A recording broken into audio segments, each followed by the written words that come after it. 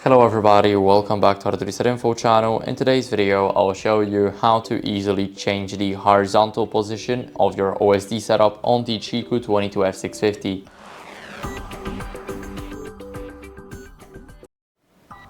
So first, what we want to do is we want to go over to the settings. Now here we want to scroll down until we see the OSD setup, and here we will have the H position, which is the horizontal position.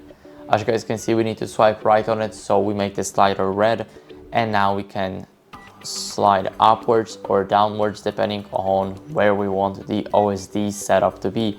So as you guys can see, I can change it all the way to the left, just like that.